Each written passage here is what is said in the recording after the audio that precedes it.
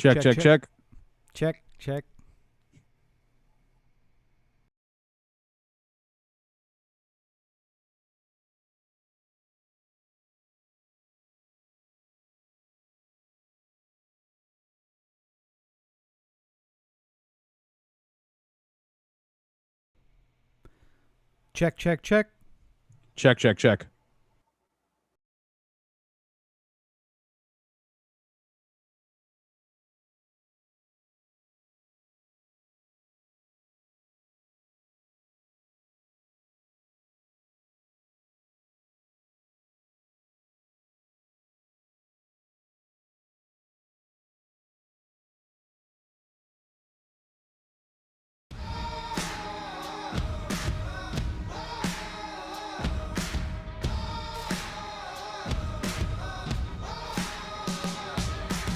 Hey everybody, it's Rob. We're just about to get started with this week's episode. Less than 10 minutes left.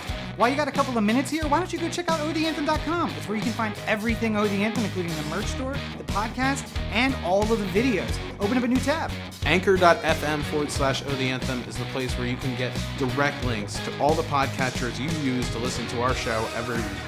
Did you know we record every episode live on Facebook? Of course you do. But make sure that you're liking the page and turning on notifications so you get notified when we go live. We make a ton of video content between the podcast, the short films, Heretics. YouTube.com/Oh The Anthem is the place for it all. And of course you can find me on any social network at Robert N. Chief. And me at LegendCB5. And you can find the podcast at Oh The Anthem on all your social networks.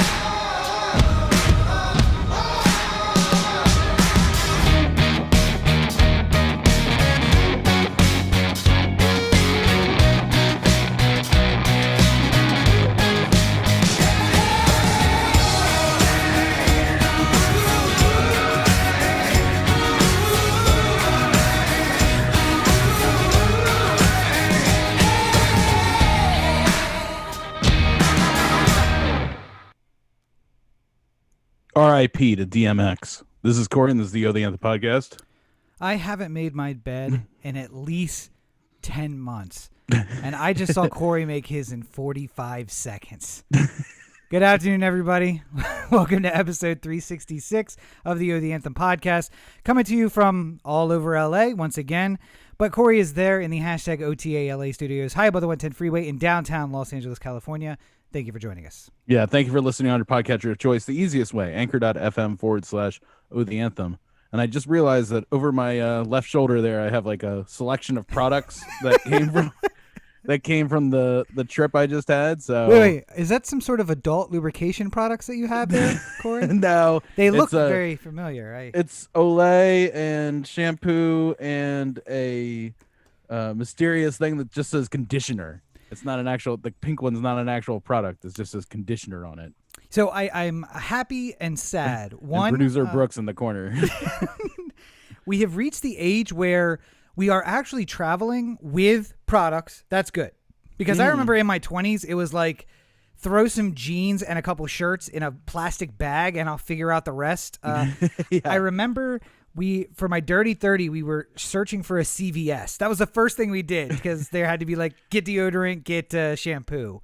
Well, but, the problem then was that it was post having to make sure that everything fit in the 3-ounce. Right. That's right. Deal. Very strict. And then we didn't want to go and buy like the things in Maryland yes. and then put them in a bag. We'd rather just go to Vegas and then buy them there. Yeah. Rather than having to worry about traveling, which I actually think is not a bad idea. No. Because it number one, it helps the local economy of the place you're going to visit. Number two, you don't have to worry about your shampoo like exploding over the middle of the U.S. However, ruining all your clothes, and then not so good on the Vegas Strip, at least at that point, because there was like no CVS's around, and we walked a really long way. It was like a 4.5 mile walk. But I was gonna say we have not yet reached the stage where all of the bottles are just completely unmarked, and you're unsure about what is in each of the bottles, and then you just play the game of like, could be shampoo. Let's see. Nope, body wash. All right. So the pink one, I actually did put conditioner in. That's why I know it's conditioner. Oh, okay. All right. I bought those at CVS and loaded up the stuff from home. You know, because obviously you have the big industrial sized jug of shampoo at home, and you only need to bring a little bit with you. So you squirt it into the little carrier thing. But one of them was mouthwash, and I wanted to make sure that I always knew which one the mouthwash one was. Because I don't want to be making the mistake of putting shampoo in my mouth or like spraying my hair with fucking Listerine, you know? So what you're saying is you have reached that age where you are filling them from home and taking them in blank jars. Well, yeah, because those little tiny bottles of Listerine cost way more than the Listerine I already bought. I poured it in there. It's fine. It just makes good logic. All right, Bill, let's move on to the next topic. Financial advice from Corey. All right, so you buy it at home. You got to buy the big ones. Go to Costco. You will eventually eat 9 pounds of mayo. You just have to, put your mind to it. It's fine. But of course, you have those because you took a trip. Jumbo shrimp is overrated. The regular shrimp costs way less comparatively to the jumbo. Is that right? I was not aware. Yeah. But no, you have those because you recently took a trip. Yeah. I finally got a chance to leave Los Angeles for the first time in more than a year and have a very COVID-safe trip up to San Francisco. Got to see my brother and Kat. So first family I've seen in over a year as well. And I used to be the guy who worked 350 days a year and never took a vacation. And I think it did burn me out in a way that I'll never quite recover from. But I would recommend, in as safe a way as humanly possible, like I'm not saying get on a plane and fly to fucking spring break or anything like that, but in as safe a way as humanly possible, I do think it would benefit people where appropriate too. Like if you're listening to me in Michigan, don't just stay in your house. But like, if you're in a place where the cases are going down, like here in California, and you can do something where you're not like really like putting yourself in the jackpot too much, try and get out and experience it. The best way to do this would probably be go out camping somewhere, like go out to a national park. Wait. So like maybe you have a friend who offers to rent a 3-bedroom camper and to take everyone out to the desert for a weekend, or maybe some sort of ski chalet where you can ski out of the door to the slope and then get back on the slope and ski back in, where most of the crew is just going to spend the time in a hot tub drinking wine anyway. Maybe that's the kind of thing that people should embrace now. Yes, now I think. Sure, yeah. So. Yeah. So much has changed. The thing that has changed so much right now is that Corey's got a little bump on his shoulder, and now everything's fine. Not everything, but by the time you're listening to this, I probably will have my second shot. So that is good. One thing I'd like to say. Wait. That is good. I want to translate for the folks at home. Fuck all y'all. I got my vaccine. So that's what Corey's saying. That's not at all what I'm saying. I waited. I didn't jump the line. I took it when I could. I didn't. California ruled that I'm too fat to not survive without a vaccine. See, so I had this joke about, of course you didn't jump. That's why you got the vaccine. But I didn't say it. All right. I just waited for you. But go ahead. I didn't rascal motorized scooter my way to the front of the line. All right. That's only at Walmart. Though there were times where the whole LA vaccination process felt a lot like going to the weed doctor, where it's just like, sometimes I can't sleep. And it's like, sounds like you need a vaccine. Yeah. Meanwhile, I go to that appointment and I'm like, Legionnaire's disease. Are you literally anything else you can get that for? Pneumonia? Okay, there's 2 things you can't get this for. Whooping cough. Yeah, I think you're missing the point here. Okay. But yeah, one thing, just real quick, before we move on to Rob getting his shot, I would like to take a shot at San Francisco for a second here, because I haven't had to buy cigarettes in San Francisco in a couple years. Think of this. And we were at the Fisherman's Wharf, showing Brooks the sea lions, and I was like, oh shit, I'm gonna need more cigarettes. And I found a 7-Eleven at the Fisherman's Wharf, and I already was in my mind doing I'm going to pay more for cigarettes now than I ever have before in my life. So I'm just going to have to mentally prepare myself for that. Walk in, find out that San Francisco County has already banned menthol for sale in any of their stores. And I was like, okay, the devil's bargain. Oh no. I can actually survive. I have some more cigarettes at home, but only 1 pack, so it's not going to last too long. I'll wait until we're in Marin tomorrow, and I'll get them there, where Marin County has also banned menthol. Oh! I would like to say this. As a good libertarian, I think nothing should be illegal ever. And that extends to menthol cigarettes. It also extends to, I think, if there's a way to safely sell drugs like cocaine, heroin, whatever, in a way, that should be legal too. I don't really think anything should be illegal as long as it doesn't hurt other people. That's my only caveat. As long as it doesn't affect anyone else except for yourself. So New Amsterdam, you're totally fine with? Oh, yeah. I'm totally fine with little New Amsterdams dropping up all over the place. Because you know what? They were trying to do medical research and trying to get people clean. So, if you went to a heroin dispensary and they had your license and name on record, I think they'd be able to do a lot more to maybe help you get you off the heroin, and then you don't have to worry about buying it from some shady guy who might shoot you. I think there's benefits to it. Needless to say, they banned menthol cigarettes because fuck smokers. Clearly they don't count.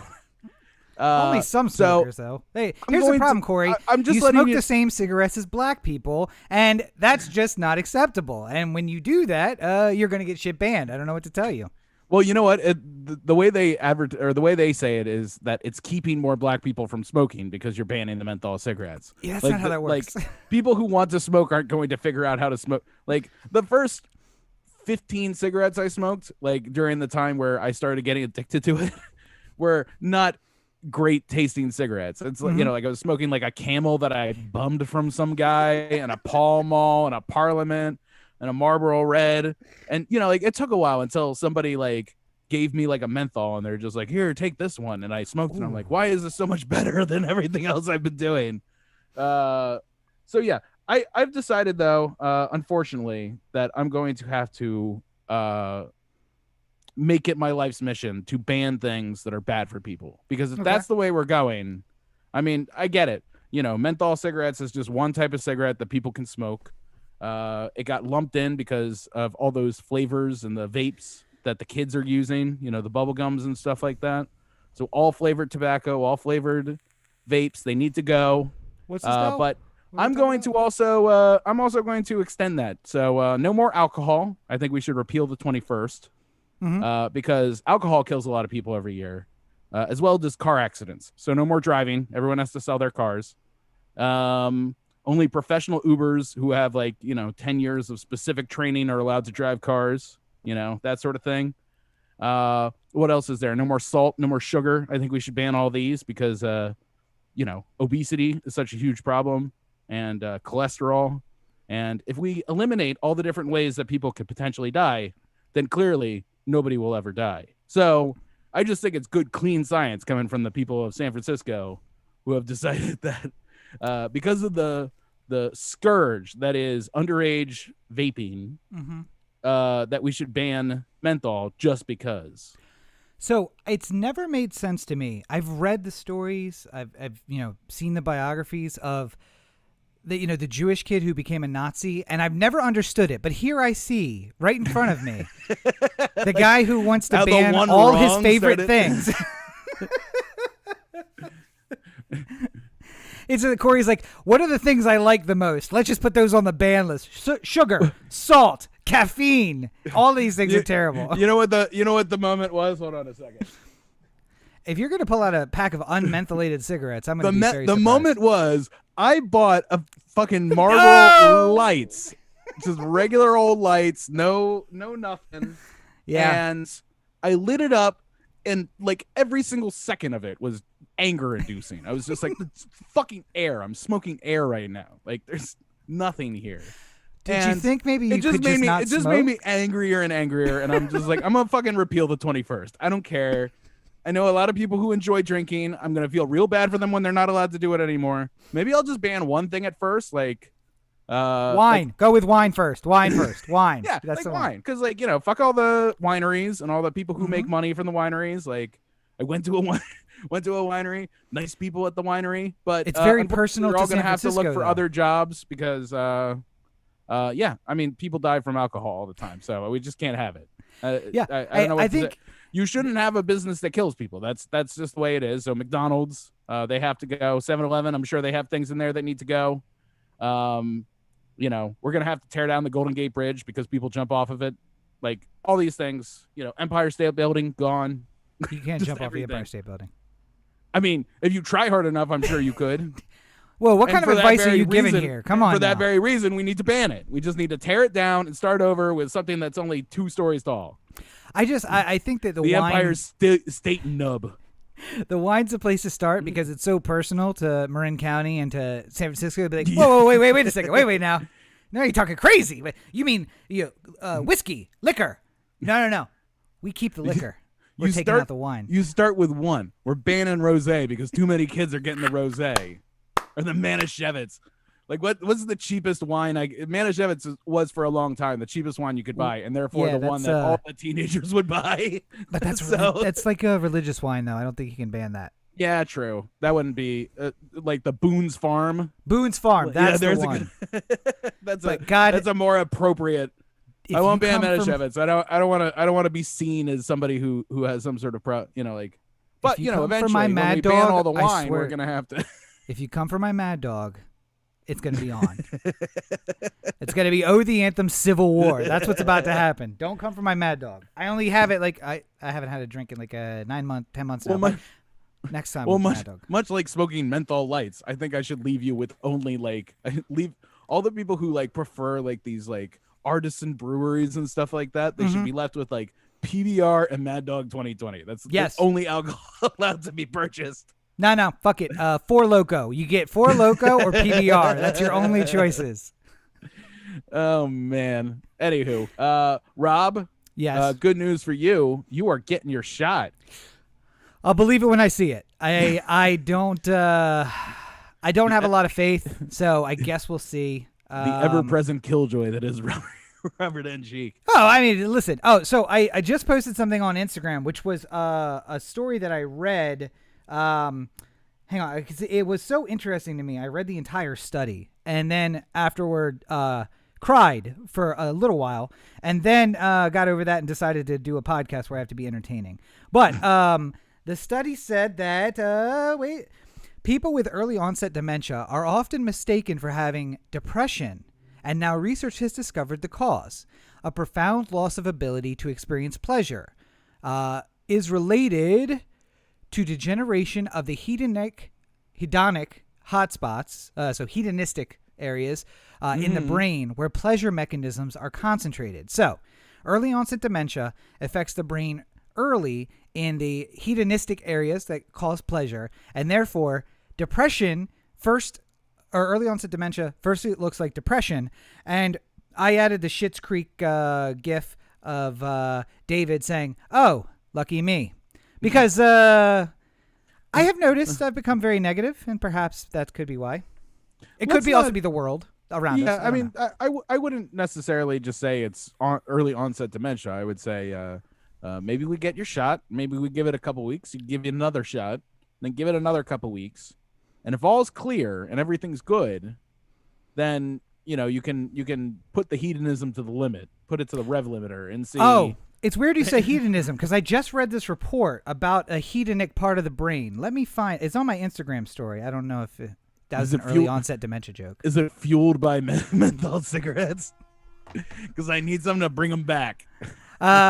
No, so, but if you found out that menthol cigarettes cured early onset dementia, good luck, because now you have the old people fighting the healthy people, and only one of those groups is going to be around in the next 10 years. Yeah, true. The old people, because the healthy people, traditionally, guy who invented jogging, dropped dead.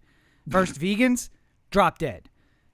Healthy people don't live very long. It's the guy who smokes a cigar a day and eats a steak twice a week. That's the guy that's going to live forever. I always like the woman, like when they interview the 109-year-old and she's just like, "Can I take a cigarette yet?" It's like, listen, for anyone who is listening to me who is not a smoker, I'm not suggesting you go and start. I would not, if I had the opportunity to go back before my first cigarette and tell me not to do it, I wouldn't, because I would have saved myself a lot of money, and I wouldn't have gotten upset probably as much about little tiny indiscretions like this. Though I would be upset about it regardless, because I don't think it's right that you ban something like that, especially when it doesn't have any like didn't Cloves have some sort of particular problem? Yeah, but I'm saying there was a serious health problem that was they're worse than cigarettes. It's like 5 cigarettes. Every Cloves cigarette is like 5 cigarettes, and there's no way to put that on the package, so they just banned them instead. Yeah, I mean, I still think that you should be able to get them if you want, but I agree. I wouldn't go back and tell 14-year-old me not to start smoking, because I know 14-year-old me, and he's an asshole, and he would have smoked a pack. He would have done it just to fuck with you. Yeah, I got to go back and tell 14-year-old me, here's a carton, smoke up, Johnny. And then after I threw up, because again, you start out by bumming them where you can, and it's like, oh, I have one every now and again. And if I gave myself a carton and I smoked regularly that first week, I'd have been like, this fucking sucks. No, thank you. And save myself millions of dollars, probably. Million, clearly we're. Well, I mean, I was a 2-pack a day smoker for 4 years. So, I mean, that's just good math. It adds up to millions to me. I don't. Oh, and wait, this was in the 20-aughts. So we're not talking about $4 packs. We're talking about $7 packs. I'm amazed, by the way, that still the most I've ever paid for a pack of cigarettes. It hasn't been replaced by San Francisco at this point. But the most I've ever paid was the fucking newsstand outside of Penn Station in New York, in probably 2003 or something like that, where it was $17 a pack. It was strip club ATM surcharge, type of highway robbery. You got the New York tax, the tourist tax, the tourist in a tourist place tax, and the you're drunk and you don't care tax. Not even that. The Clearly, you just got off a long train ride and need a cigarette, and this is the closest place you can go to get said cigarette. How bad do you need them? So it'll clearly be twice as much as it is anywhere else. Yes, Anywho. there's going to be someday you're going to need like $15. And I would just be kicking myself like, you know what? I paid fucking $17 for a pack of cigarettes at one time. If forever it would haunt me. Yeah. There's many times where I look back on like some sort of decision like that. Like today I bought lunch and then I scooted to go get it and scooted to come back. And the scooter pretty much equaled the cost of the lunch. And I started saying to myself, like, why is one worth more than the other? Like, why am I doing this? Yeah, you got to scoot all the time, and then you just forget about it, and you think, like, less than a car payment with insurance. To be fair, though, the scoot still would have been less for whatever I would have been charged for parking. Also, whatever place I would have parked 9 blocks away from my destination. You got to learn to be somebody from L.A. You just pull it to the side, hit the flashers, and then run inside real quick. You'll be fine. Crash into the building, get out, grab your shit, drive away, hope the cops don't show. It's LAPD and you're white. You'll be fine. Unlike if you're black and in Minnesota, apparently, because cops just don't learn any lessons ever. Nope. So the state of Minnesota is in various stages of protest again right now over the death of George Floyd. Dante, right? Oh, sorry. Nope. Has nothing to do with the Chauvin trial that's going on right now. It has to do with another man who was murdered by the police in Minnesota. Philando Castillo? Nope, another one. Oh, God. Prince? More recently, this past week. Prince wasn't murdered, but... That's what you think. That's what they want you to think, Corey. Oh, fuck. Did they murder Prince? Yes. How do I get Corey to become a leftist? I'm going to go in the wormhole. Hold on. No. They're in the latest Q drop. They said Prince was murdered by the police. Good enough for me. Reliable source. Dante Wright pulled over on a traffic violation.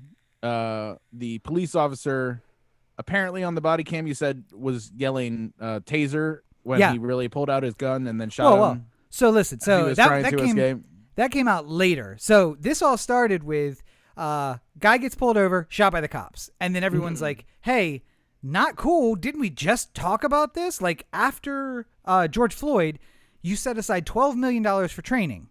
And then 10 miles away from where Derek Chauvin is on trial for that murder, another cop kills a guy. And then the police apologists were like, yeah, well, that guy had warrants, which they didn't know when they stopped him, by the way, or when they shot him. And again, come to find out, the warrants were 2 warrants for unpaid traffic citations, or unpaid citations, one of which was for pot, which had he ever appeared in court, would have then been dismissed. Tossed, because it's now nobody's pursuing those citations anymore in Minnesota. So it was one citation for $190. So what you're saying is the murder of this man was worth $190.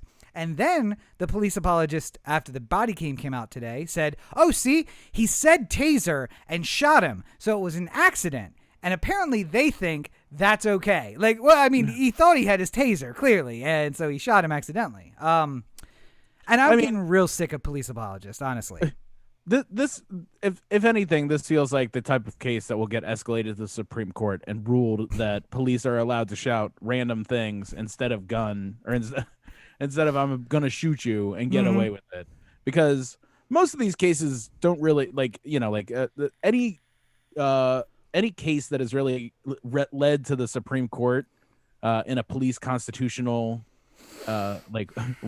what is within their rights kind of case isn't really like a George Floyd or a Philando Castile or something like that. It's always something way under the radar. But this one is probably going to get elevated to that court at some point or another. And it's going to be ruled that cops are allowed to yell whatever they want before they shoot a guy. Yeah.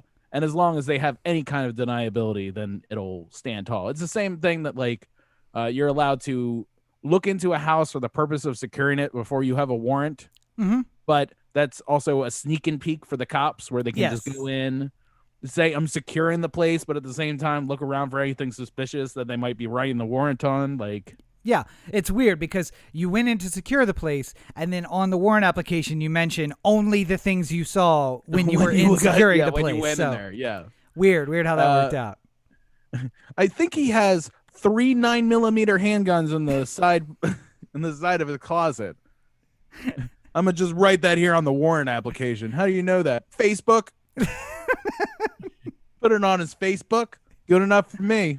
To be fair, though, most criminals are dumb, and they probably did take a picture of it on Facebook. Like, hey, this is where I hide my gats, and here it is. So I'm just amazed. I think we've all worked at a place before where some sort of like big drama happened all at once, where like 3 people got fired for like stealing from the register or something like that. yeah, And like it becomes the talk of like, oh my God, Michelle, Tony, and Jim were all fired this week because they were stealing. And then somebody in their mind says to themselves, I should fucking steal from work right now. like now's the time. Now's the The time. heat is off. I'm gonna do it. Why wouldn't I do it? Nobody's gonna be looking for it now. And that's sort of what this feels like. We're literally in the middle of a nationwide trial, like a trial that is being watched nationwide. They're literally broadcasting it on all the news channels for people to see at various stages. I mean, like Fox isn't locked in minute by minute coverage, but elsewhere people are watching this trial. It's in the ether. It's literally 10 miles away. You go and shoot somebody like that. Like I've also never understood why, if you're involved in like a traffic stop and then you drive away, like, and it becomes a chase where the cop has to get you, like, they know your license plate. They know who you are. I assume they were at the point where they got the license and registration, right? 100%. Yep. So they knew who he was. If he just peeled wheels and left, can't you just like get him later on a warrant at his house for like a fleeing of the scene of a traffic stop or something like that? Like, yes, you don't even have to get involved in the get out of the car or any of that stuff. If he flees and goes home, you got it. You got the evidence that he fled. Like, just let it happen. Like, so 2 things. One, not only that, but they have the things on the back of police cars that read license plates. So the LA policy is if you exceed 60 miles an hour in a residential area, they're supposed to stop the chase because they know they can just pick you up later. You're going to go past a traffic light or another cop. It's going to give them the like BOLO alert, and then they can pick it up there. That's fine.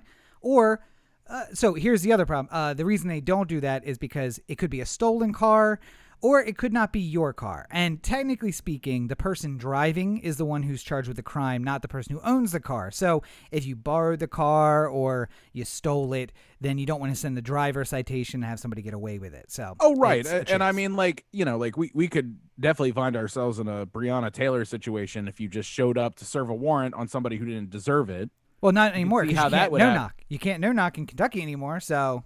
Oh, I know, but I'm saying like just in general, like I can still see how this would end it badly, even if the officers were serving the warrant at a later time. But I'm saying like at the very least, it's not the high energy of this situation where, like, because everything about policing these days, part of the reason we're in this situation is because so much of policing has become about the warrior cop and the like maintaining the upper hand and never letting it go.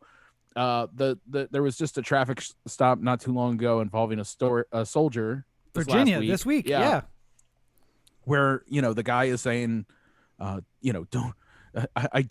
scared, I don't trust you, like I'm worried that if I reach for my seatbelt, you're gonna shoot me and all that sort of stuff. Has his hands out of the car, and he's just like, undo your seatbelt. He's like, I don't want to reach back in the car because I'm afraid you're gonna kill me. Well, why would we do that? Well, Philando Castile said, hey, I have a gun. I also have my license. The cop said, get your license. He turned to get it, and the cop shot him. That's why, because there's nothing. There's no rules. Yeah. Meanwhile, shooter in Tennessee who also killed a cop fucking is in custody. No problem. No situation. Like it's this whole upper ground, like we can't give an inch attitude of policing where you can't say if I was a cop, I'm just putting myself in this situation with my logic intact. I mean, like, obviously if you work as a police officer for a long enough period of time, this kind of logic will be beaten out of you by people who say, forget everything you learned in the academy because it doesn't matter once you get to the street. You're not going to go home to your family if you act like that. Yeah. So, just using my basic logic though, if I am sitting there at the gas station with my gun pointed at the guy saying, "Get out of the car," and he's saying, "I'm scared I'm going to die," I would say, "Okay, well, guess what? I'm going to put the gun back.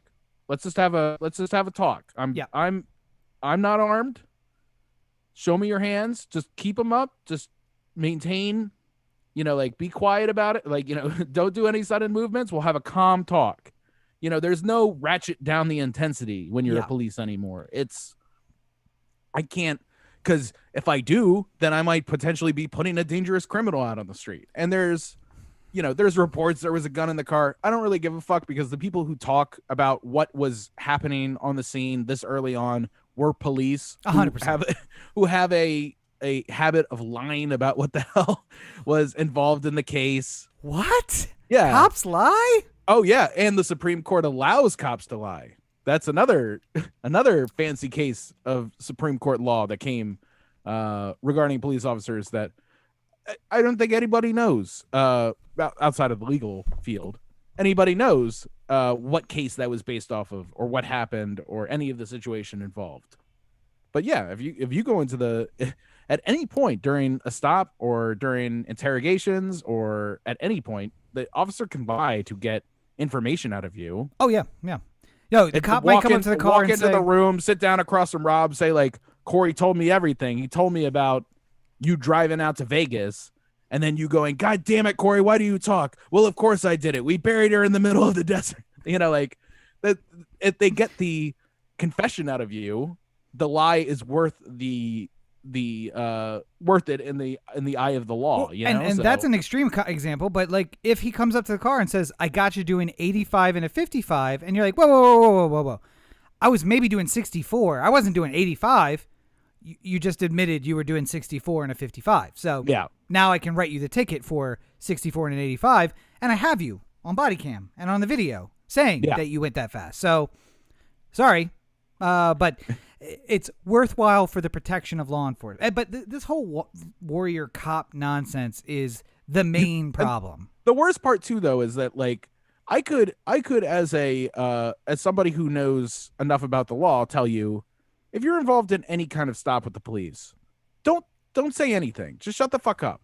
But at the same time, that's not good advice, because if I told a black friend of mine to do that, there's just a chance you're angering the cop for no good reason by not talking and acting coy. And like, there's a lot of things out there about like if you get in a traffic stop, say, "I'm not answering questions," or, roll down the window as little as humanly possible and just like snake the license through and stuff like that.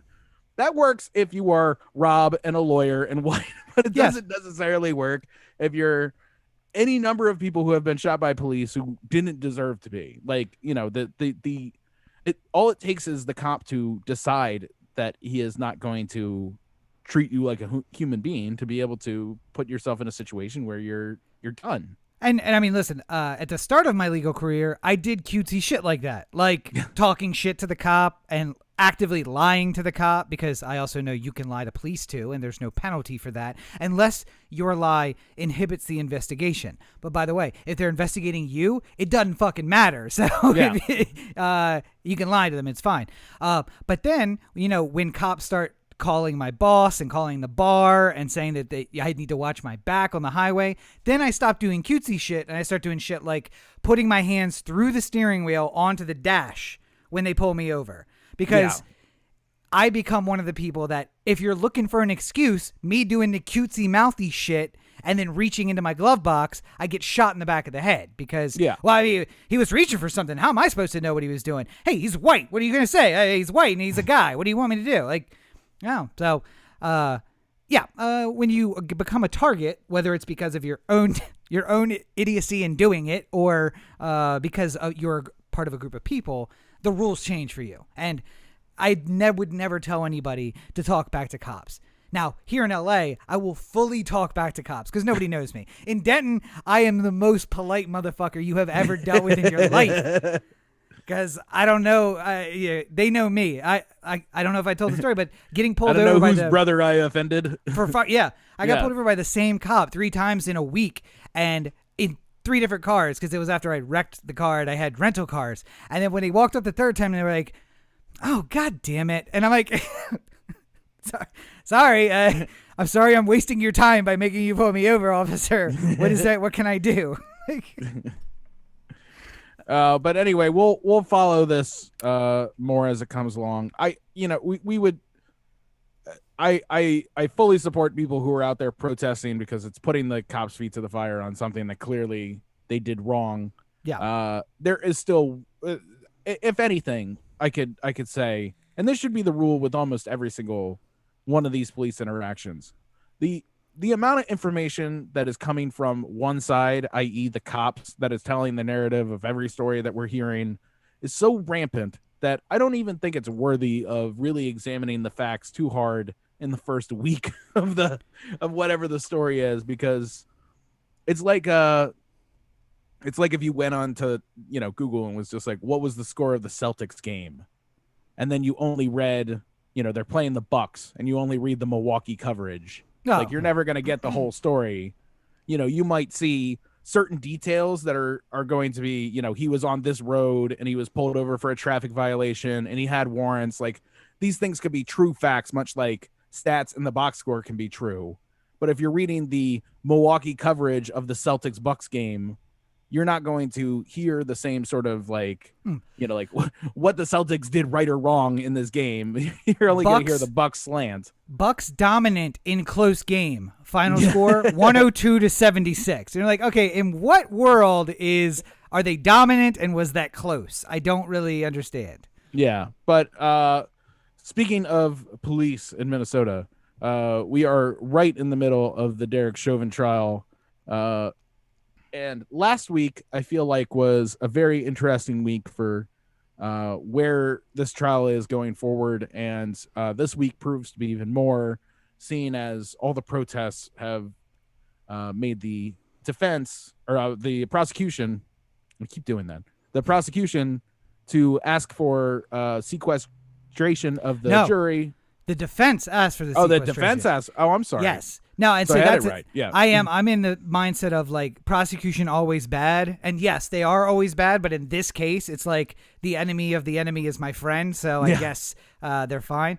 But the defense asked for sequestration because they were concerned that jurors seeing a protest would remove any reasonable doubt they had been given. They're seeing like, look at the community, look at more cops shooting people. This is yet another cop shooting yet another black guy, or not shooting, killing yet another black guy.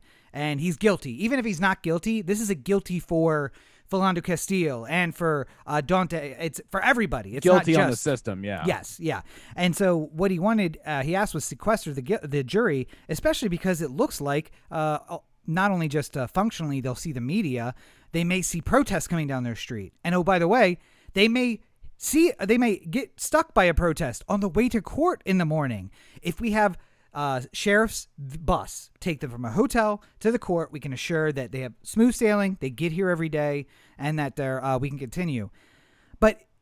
And this is probably the first issue I think the judge has ruled incorrectly on. He did not give sequestration, and I imagine that 18 months from now we're going to be talking about the successful appeal that comes out of this case when he's found guilty and they appeal it saying they should have sequestered the jury because Minneapolis burned itself down yet again while during a trial the course for a of cop. the trial. Yeah, and how could anybody ignore that? So, I mean, overall, I think the judge has been fairly good. He's been moving it along at the very least, or trying to move it along. Trying to.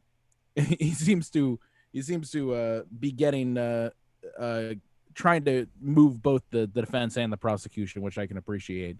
But the defense seems to be more along the lines at this point of let's overload with information. Let's get 15 people to say it. The prosecution, yes. And the defense is in the stage of still trying to poke holes. And I think there were a couple moments that they had in this last week that could in the end be the thing that gets one person to hold out and get Chauvin off on a hung jury. Yeah. But again, if it's we'll not still the see. system like on trial.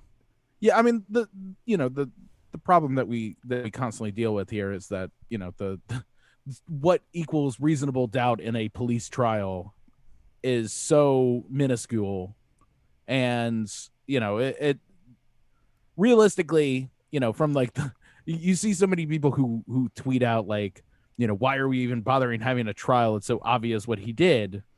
But the reason why we're having a trial is because, there's at least probably a 50-50 shot that he walks at the end of this. Yep. Whether it be from this part of the trial itself, or whether it be on appeal based off of things that are happening beyond the scope of what was just in the video that everybody saw and the horrific acts that everybody saw, Well, and again, I think we said this before, but this is the ideal way the justice system should work. And it's unfortunate it only works this way for cops. But this is the way it should work. A thorough prosecution, a strong defense, and 50% of the time or better, the defendant walks because the evidence just isn't there. But that's not how it works. It works that way for cops, and unfortunately for most people, it's take a plea before trial to minimize jail time. So yeah. But hopefully that's going to be getting a little better, because another update from this week is that Maryland, our home state, and the state that was one of the first to pass Law Enforcement Officers' Bill of Rights, has now undone the Law Enforcement Officers' Bill of Rights. And the first one to do it, too. Yes. And over the veto of the governor. Yeah. Though I think Hogan's veto was largely a ceremonial kind of moment, because it was clear that the Senate in Maryland had a veto-proof majority to override his veto. So this was an opportunity for Hogan to continue looking like he's by the side of the cops, even though he can't do anything to stop the progress that's coming. Earning the votes of cops nationwide in 2024. Yeah. Well, assuming that he is able to actually run in 2024. Sure. I can't imagine, realistically, I can't imagine a single Republican who voted for Trump in 2020 saying, oh, Larry Hogan seems like the guy. They're going to either try and vote for Trump again, or vote for Trump Jr., or vote for Ron DeSantis, or fucking somehow Matt Gaetz will still be not in prison and running for president somehow, or Marjorie Taylor Greene, or some other lunatic whack job. Hogan has to be so far down the list of people who would actually get elected. Yeah, but, the centrist It'd be like John Republicans... Boehner running again at this point after he lit the Republican House on fire and walked away laughing. Listen, Taft was a candidate when Roosevelt was a candidate, and the unfortunate nature of that Republican showdown was that a terrible Democrat got elected. So, Kamala Harris, 2024. All right, here we go. Joe Biden looking in the mirror, it's like, you just found a way to get yourself a second term. I mean, in this case, we have a crazy Republican who is seemingly unhinged from society, Roosevelt, Trump. We have the centrist Republican who's of the original party, of the mindset of the big bankers in the party. That would be... Little hefty. Little hefty, yes. Bald, yes. Got stuck in a bathtub once. Never been confirmed. I'm starting that rumor right here.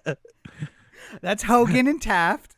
And then you have Woodrow Wilson, Joe Biden. Slightly racist, but only in a folksy kind of way, but just a terrible person. In the my grandfather's a good person, he just says things I don't appreciate every once in a while kind of way. Yeah. Sure. Yeah. A little inappropriate with the young girls around him. Woodrow Wilson married a woman who was 40 years younger than him in the White House, who then became the first woman president of the United States, even though people don't acknowledge that, after he had a stroke, because that's what old white men do when they get old. They have strokes, and then we keep them in office. Speaking of Mitch McConnell. Well, real quick, hold on. Yeah. The on the Law Enforcement Officer Bill of Rights here. So some of the top line changes. Number one, there will be more availability to not only defense attorneys, but also to the media, or to anyone who wants to fill out a Freedom of Information Act request on a officer's background, including sustained and unsustained internal affairs records. Yep. There will be more focus being put on civilians in charge of officer review boards. And what was the other one that was really automatic independent state investigations for any like violence that happens during a stop. So And it also would be less of they don't have the time period of waiting to talk to the protected time before they can talk to the state. The investigating cops get to talk to them immediately. You don't have auto 30 days to get your so I story mean, straight. hypothetically, if this was if Freddie Gray happened again in the time after the repeal has happened, if it happens a couple years from now, rather than Baltimore City investigating their own, when it happens a couple years from now, sure, right? But I'm saying taking the specifics of one case and just putting them in another, because like the case that'll happen later will be something completely different. It won't be over, like, is this pocket knife illegal? Who knows? Like, or any of that sort of stuff. Baltimore Police Department will not investigate their own. It will automatically be kicked ahead to another state agency who will work the case on their behalf.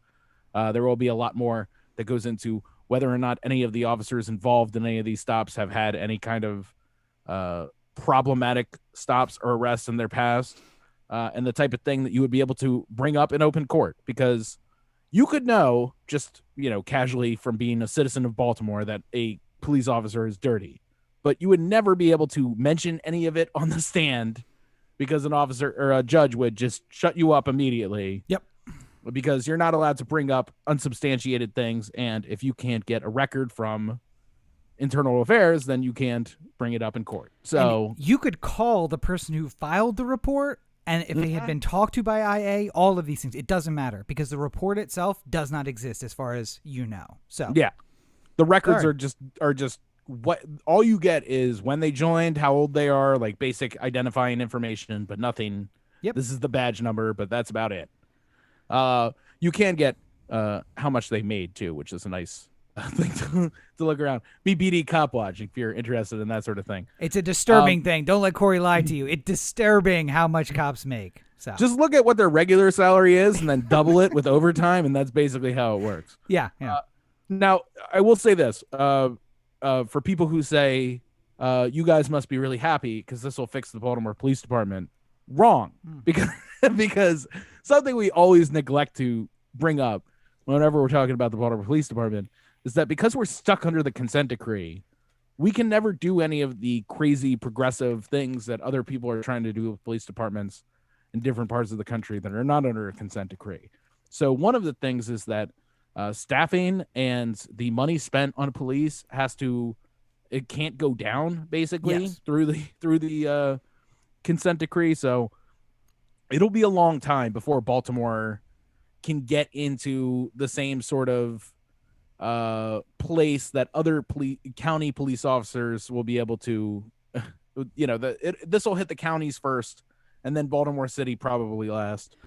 But Maryland is known as America in miniature, and I think that there will be a good opportunity for these changes to show themselves in, urban police departments and rural police departments and beach police departments and mountain police departments, like suburban police departments. There's a little bit of everything in Maryland, and hopefully this makes substantial changes going forward.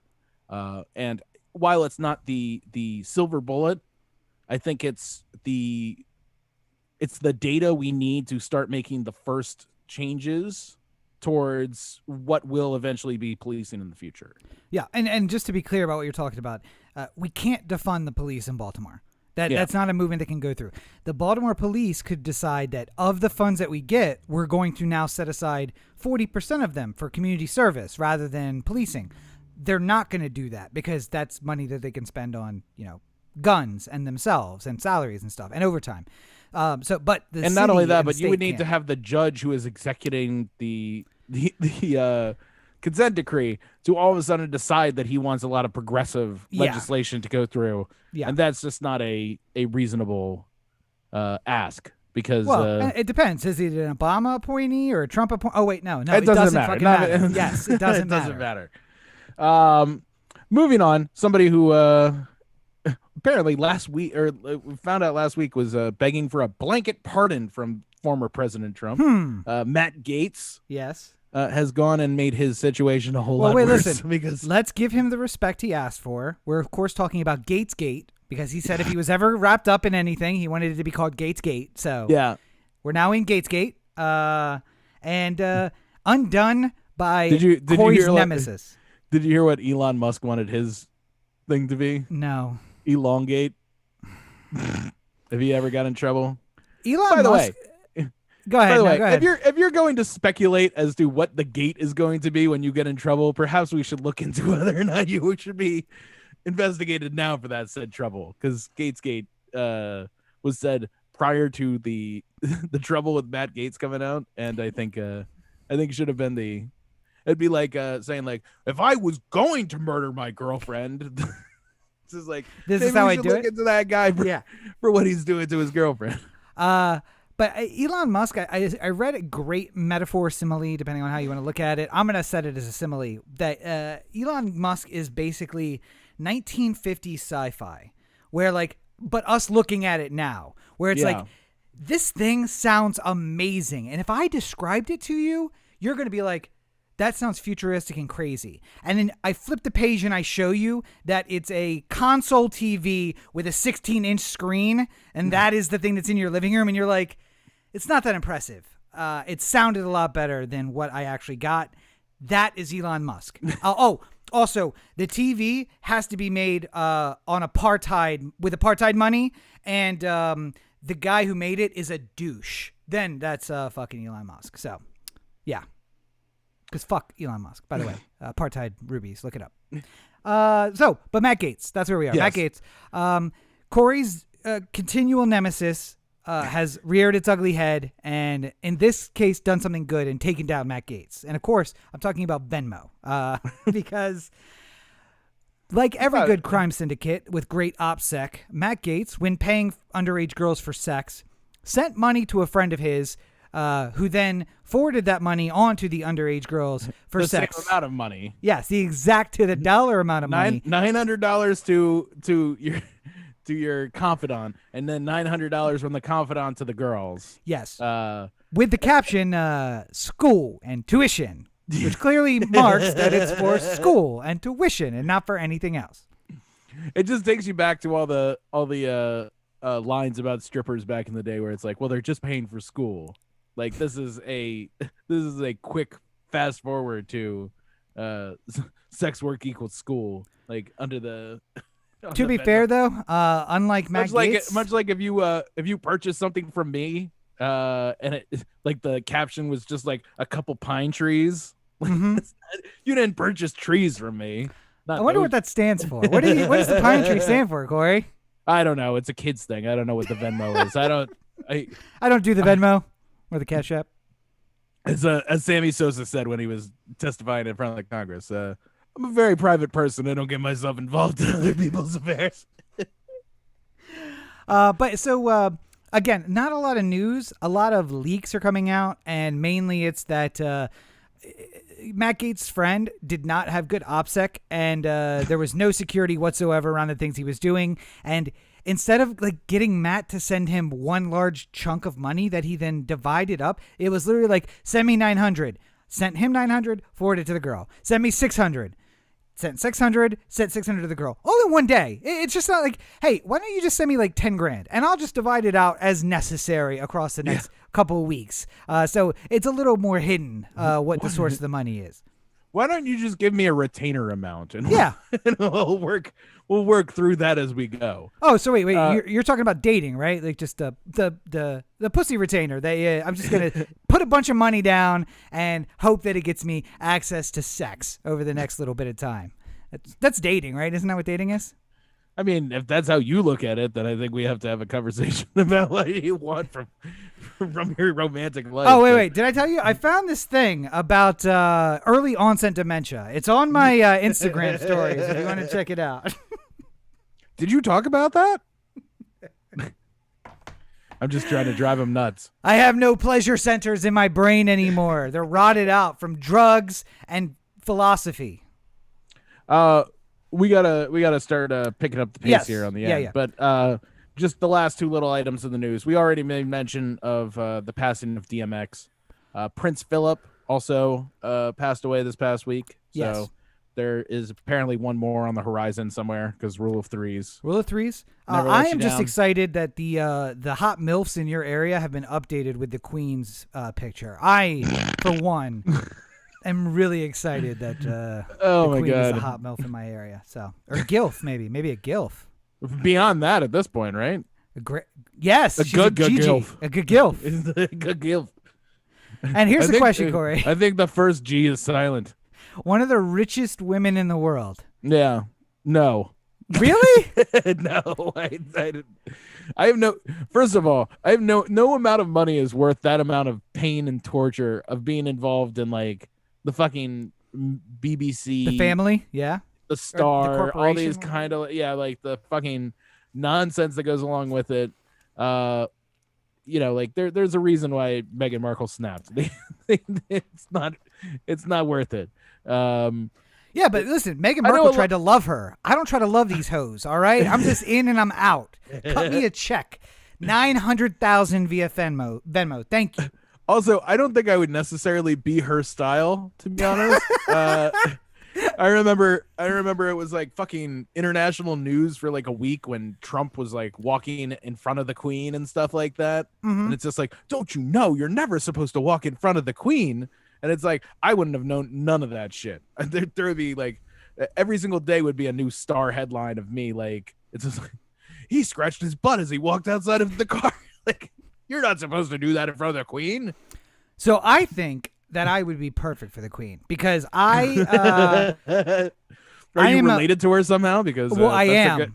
I am distantly related. I'm like 6,000th from the throne or something like that. But too much distance.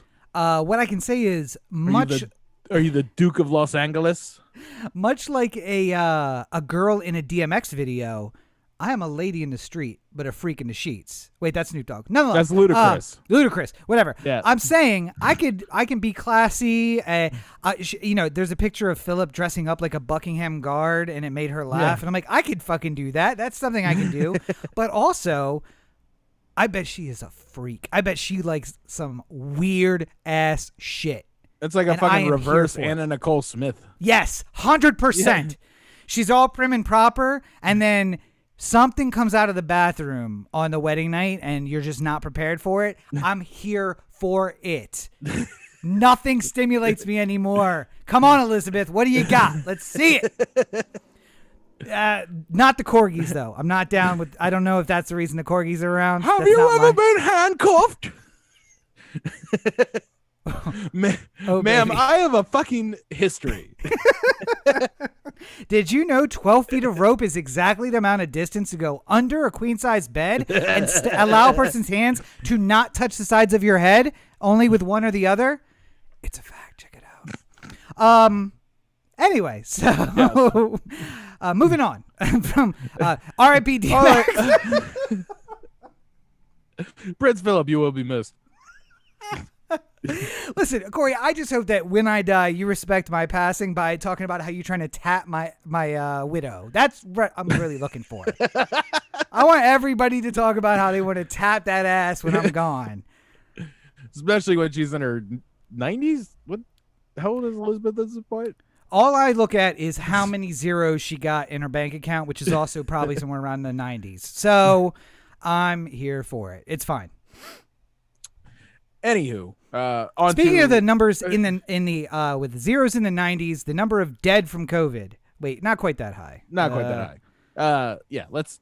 There's no good transition. Let's just talk about from tapping the ass of the Queen to COVID. There's not a good transition there that you can find. I can't think of one. Michigan right now is getting hammered with COVID cases. Wait. Talking about diseases that might take away your sense of taste. The STD the Queen gives you, and COVID, high on the list. Making it impossible to cut these. Michigan getting absolutely hammered with cases right now. They're going through the 3rd/4th wave right now. Mm-hmm. After New York, which just went through another wave, is going again through eerily similar to what was happening a year ago, a little bit more at this point.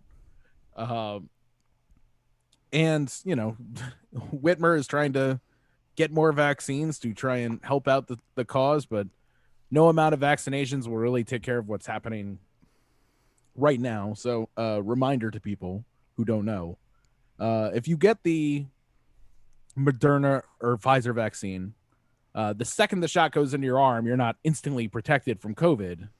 It takes a couple of weeks for it to start working. And even after the first dose, you get a little bit of protection, but not nearly the same as you do after the second dose. And then after the second needle goes in your arm, it's not like you're instantly 94% protected from COVID. You are up to that 94 rate about 2 weeks or so after the second shot. So I think there is a vaccination that will fix this, Corey. And I'm trying to remember his name. Famous director, did The Birds and does horror. Hitchcock? Alfred Hitchcock. I believe he said that there's a vaccination for fascism and stupidity. It comes as an injectable 9mm form. And the injection comes at 2,200 feet per second. And if we just inject one of these small pills into the head of every fascist and every dumb-ass fucking American, we can put an end to this pandemic. And also to fascism. So, to paraphrase the great Alfred Hitchcock, we should take the dumb-ass people out of the gene pool. And that would solve all of the problems. Because, yes, the vaccine doesn't protect you from the moment you get it. And also, if 4 of your 5 friends have the vaccine, this means nothing. And also, we don't know shit about this. There is a chance, and probably a high chance, that the B1.1.7 variant, which is the most prevalent variant in the United States, isn't, the vaccines don't offer us 100% protection from them. And that's why Michigan is seeing an uptick in cases. And the uptick is probably worse because people who get the vaccine stop getting tested. So the only people who are getting tested now are people who are unvaccinated or medical workers, frontline workers who have to get tested. So all of this leads to the fact that we're fucked still, people, because your dumbass friends can't stay home. I wouldn't even necessarily just say that people who are vaccinated are not getting tested. I think that nobody is getting tested, really. Judging by my last trip to Echo Park, I agree. Yeah, I mean, I've been vaccinated. I've been tested twice in the last 3 weeks here. And both times I showed up at Union Station, which at different points was one of the most busy walk-up stations. I was the only person there both those times. Yep. Same with Echo Park. I waited in line the first time for an hour. And the last 3 or 4 times I've gone up there, one of the times I think I talked about where I stood for a while before the guy came out and was like, oh shit, we got somebody here. And then, yeah, come on up. Yeah. Nobody for hours on end. So, yeah, I it's hard to say. There were probably a lot of people who were getting tested and testing positive with mild symptoms. And I think people with mild symptoms are not even thinking twice about getting tested at this point. Assume you have it and stay home, or assume you have it and then cover your mouth and go out. If you have really crazy symptoms, maybe you get tested at that point. But it doesn't seem like there are normal, everyday, casual, like checking in tests that were happening before. Well, listen, and I think part of this is also everything's opening up. I have plans to go out. If I get a positive test, I know I'm positive, and I can't in good conscience go out. But if I lose my sense of taste and I have a cough and I'm sneezing, I have all the symptoms of fever, but I don't get tested, I don't know I'm positive, so I can still go out this weekend, and then maybe I'll figure it out next week. Yeah. I mean, I think there's also the rationalization of symptoms sometimes that are happening with people. Like, driving home, I was singing a lot during the car ride. I woke up this morning, my throat was a little sore. I probably, like my rationalization when that happens is I was singing a lot, so my throat was sore, and that's why I woke up with a sore throat. But it could have been COVID. Who knows? Mm-hmm. But if I just let my life go on with my life and assume that I'm fine, it's just me singing, then I could potentially infect a bunch of people. I was wondering why producer Brooks quit the show, and now I get it. 7-hour car ride. Corey was singing the whole time. I also would probably quit the show. He was sleeping the whole time. He enjoyed his little hammock in the back. And talking about reopening, Newsom proposes a reopening of California in total in June. Well, let's be correct. Newsom proposes that we do not recall him, and also we're going to reopen in June. Also, stepdad's gonna take you to Disneyland. Yeah. I mean, obviously, this is very much of the I don't want to be recalled news information. I don't think that it is necessarily beneficial for Newsom to be putting such a optimistic opening time on it. And I mean, like, if you read more of the statement, I mean, like, he knew what the news was going to cover, which is just him saying that we could be open by June. But if you look at his statement, there's caveats galore that could keep that from happening if the cases are out of control or the vaccinations aren't where he wants them to be, and yada yada yada. This is a free beer tomorrow kind of statement. But the truth is, I don't know. I think there are some parts of the economy that are not as dangerous as we had originally thought, and that we have to progress our knowledge with that sort of thing. You know, a year ago we were talking about closing beaches. I don't think that the beaches have been the vector for as much disease spread as other things, you know, like churches, for instance. Oh, churches too. Yeah, I mean, you know, I think that the other problem is you can't really say definitively where you got sick anywhere, because, like, you know, no contact you tracing.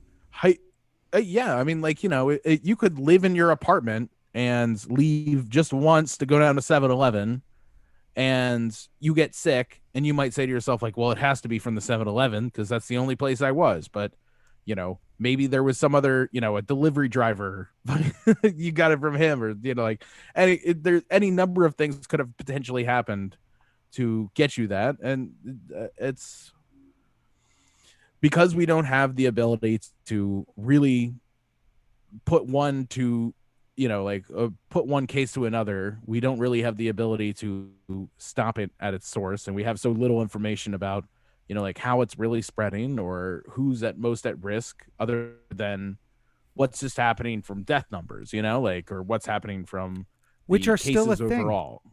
Deaths still happening. Oh, yeah. Cases rising. Right. So yeah, I mean, the positive here in California, at the very least, is that both the cases and the deaths have dropped precipitously. They're not nothing. They're not where we were, you know, more than a year ago, but you know, they are dropping, and the hope is, at least in my mind, that if you are given some amount of temporary immunity from getting COVID a second time, from being infected before, which it seems like the immunity that you get from having COVID might at least be similar to the type of immunity you get from having the vaccine for a short time. Yeah. But I mean, like, you know, right now they've tested it through 6 months on the Pfizer. Mm-hmm. They have studies testing it through 6 months worth of elements, and as we go along, we'll hear more and more about how long the efficacy of these are. But I think that we're hopefully, just because California's worst stretch of cases happened right before vaccinations kicked up, in my mind, hopefully we have a little bit of a runway to try and get as many people as vaccinated as possible before that timer sort of like comes due again, you know, like hopefully we get closer to the herd immunity area before others. But, you know, I'll say Newsom has been trying to give you all the good news to avoid the recall. Garcetti has consistently been the dad with the bad news. It's gonna try and be the storm cloud on your, you know, like, because he was the one in a year ago when he was just like, this might go through the summer and maybe through the end of the year, and people are like, fuck you, Garcetti, nobody wants to hear. So you know, I'm not saying that California or Los Angeles specifically is, you know, 80% vaccinated away from like life going back to normal. But I do think that hopefully, if the information that we're seeing about people having the B1.1.7 variant being able to sort of beat the vaccine, like we still need more study on that as well. We still need more study on what kind of protection you have after the first shot. Are you avoiding serious injury or serious illness or death after a first shot? Are you getting that sort of protection like you would? Only your chances of getting COVID are higher, but your chances of dying are less. Like, these are all things that we need to know, but we're kind of moving with the vaccine at this point. So we're learning as we go. And that's always going to be the hardest part. I was looking up a post of mine from last year, and I just want to repeat this message to everyone out there who's listening to the sound of my voice. The pandemic isn't over just because you're over it. Oh, no. Listen, we're not. You will probably hear us say pandemic is over a lot later than almost anyone else in your life will say pandemic is over. Well, they'll hear me say that a lot more later. Because I'm still praying for the 12 Monkeys version of this pandemic, where just when we get it under control, the 95% death rate version of the virus comes out and wipes the virus that is the human race from the face of the earth. Well, I'm hoping that doesn't happen, but I mean, especially if we're vaccinating 4.5 million people in a day, which is the mark that we just hit earlier this week. I mean, I'm hoping that number. Well, that number. I mean, sure, if you want. I'm not saying that every single number we get from governments is, the word from above kind of thing, but I mean, like, it sure does seem from my casual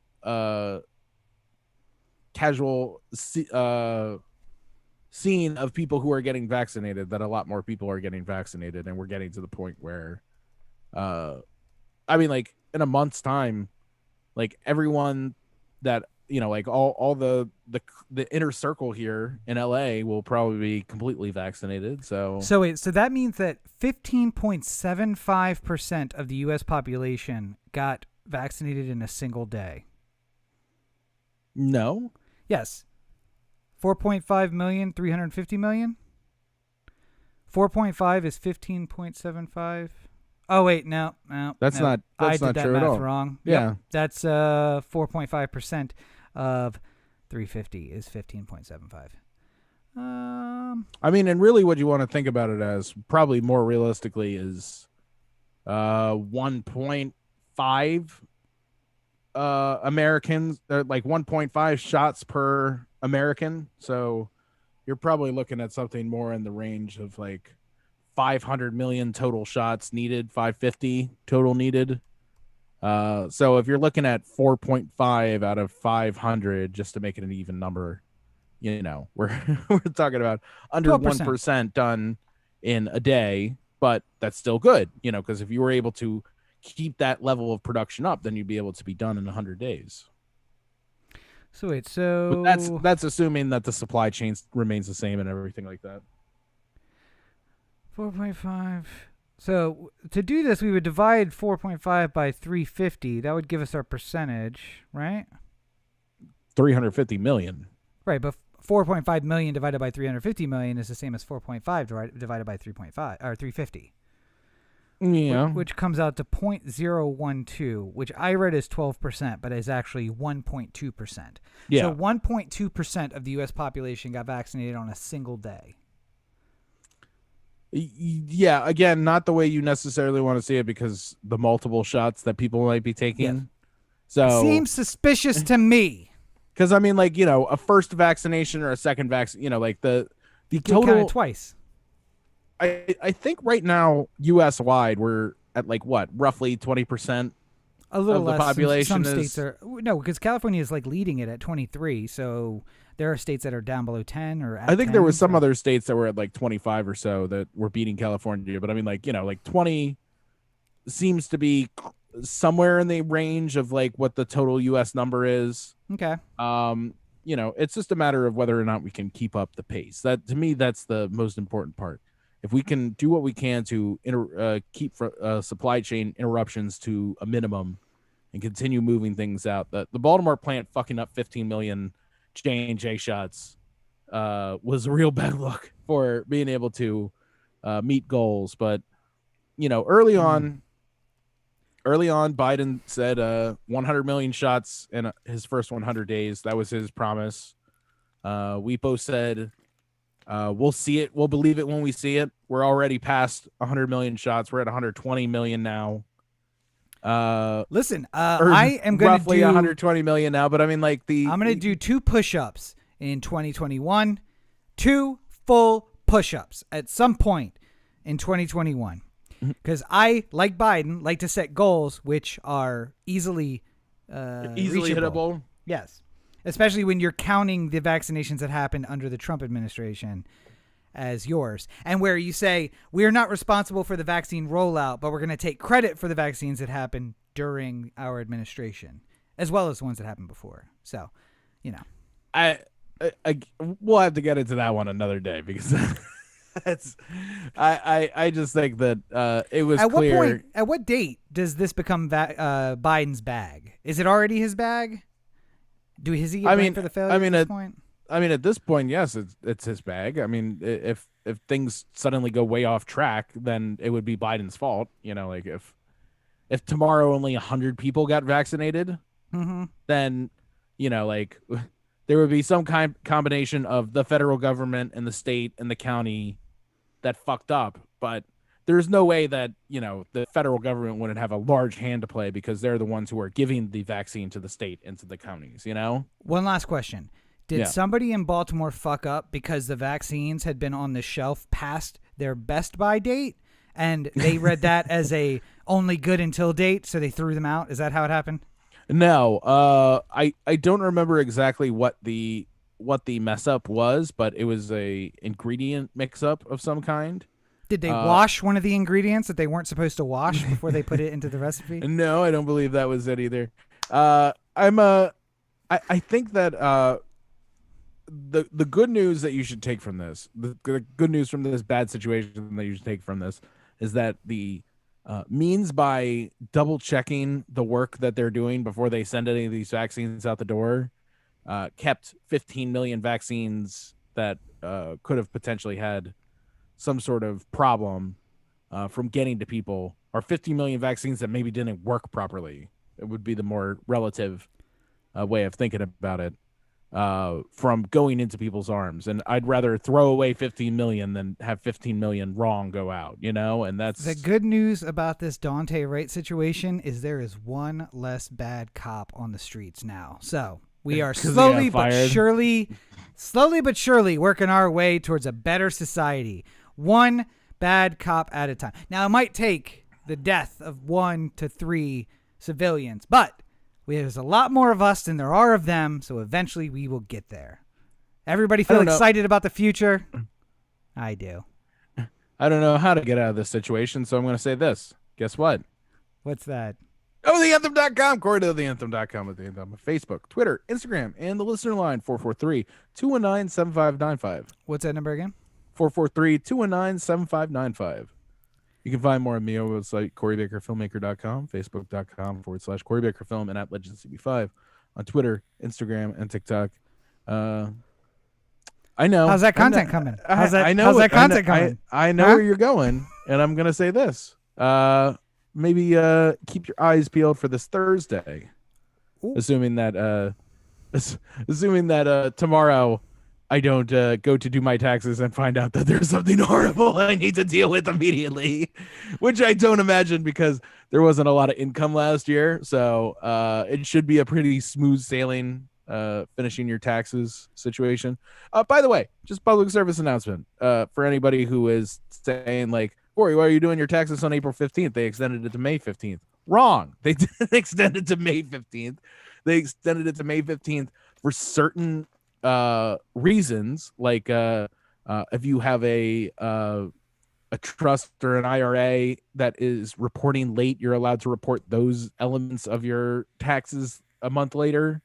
So if you have not done your taxes and you are thinking, oh, I have another month, everyone go do your taxes because that is not something you want to fuck around with, because a lot of people go to jail on tax evasion charges, and that's an easy one to fix by doing it correctly the first time when it's due. But don't forget, the government, like every drug dealer, gives you the first one free. Your first extension, if filed before midnight on April 15th, will extend you to October 15th, which is exactly what I do, because fuck them. You have to make some sort of Nope. If you don't know what your tax due would be, I just basically say, yes, but I also know that my tax owed and my tax paid is going to be about zero, because yeah, I mean, if you honestly believe that you're going to get a refund or you're not going to owe any taxes, then you could just say that. But if you know for a fact that you didn't pay taxes and you're going to owe something, then okay, well, I wouldn't recommend doing that, is all I'm saying. Yes. I try to get it accurate to the penny every year, because the federal government keeps my tax return anyway, so it doesn't matter. Oh, not the federal government. The federal government sends it to Sally Mae, who forwards it to my servicing provider for my student loan. So I have no reason to hurry. Also, don't overpay just because you think you might have to overpay, because then you find yourself in a situation like moi, where you pay for something that you think you're going to have to pay for, and then find out that you don't, and then the refunding of that money comes back a year later when you do your taxes again. So we're going to get you back eventually, man. I'm going to get you your money. I basically gave the government a 0% interest loan for this past year of some money that I could have definitely used at some point. Listen, they're a little hard up. They just spent $500 billion on war for defense. Yo, man, we got some infrastructure to do over here. And how are we going to invade countries and do infrastructure? Wait, Corey gave us a 0% loan? All right, let's do it. All right, let's start building that railway to Vegas. Well, that's the one thing Corey wants you to spend money on. It'll only take 10 hours to get there. If there's one thing Corey wants you to spend his tax money on, NASA. And if there's a second thing, Amtrak. That's his two dreams. Spend his tax money on those. You can find more. I'm going to add more things I'm banning to my list. It started with alcohol, went to sugar and salts, and now cars, and then NASA, and then Amtrak. Those ones are just for fun. So you're taking Amtrak and cars away? Yeah. What are we supposed to do? Walk. You got feet, right? The day I see Corey walk to Vegas. You were born with feet, right? Yes. All right. You can find more of me at Robert and Cheek on all your social media. Make sure you check out robertandcheek.com, where you can find links to my all the stuff that I'm doing, including the books, which are available on Amazon. Byron's books. There was a little bit of delay on our call. But also, new content coming this week. I have to edit a bunch of videos, but producer Roberto, who's not with us this week, but you can find him at RTO AZN on all your social media, is very anxious to find out whether people like my old style videos, which is me turning on a camera and talking to it, versus his high production, high detail, more time to set up shots than it takes me to actually record the video style. So please take a look at him. Let us know what you think, so that I can prove once and for all that he is wrong, and I understand you two better than him. It would be so funny if these are the best viewed videos you ever had. Well, my current best viewed video is when I bought a pillow on a lark, and I just turned on the camera and was like, hey, I just bought this. It's really cool, and I want to talk to you about it. And now, like, 1,500, or no, we're up to like 3,000. 3,000 people have watched that video, and not only is it the most views, but I have the best audience retention throughout that. It's 3 minutes and 45 seconds, and I get 3 minutes and 30 seconds of audience retention. Nice. Right up until I say, hey, you can find me at Robert and... That's it. That's when they bail out. No one hears our funny outros. No. I think we've done good here today. We've done something. I don't know if it's good. But as always, you're listening to the Oh the Anthem podcast, part of the Oh the Anthem digital network. For Corey, this is Rob. Have a great week, everybody.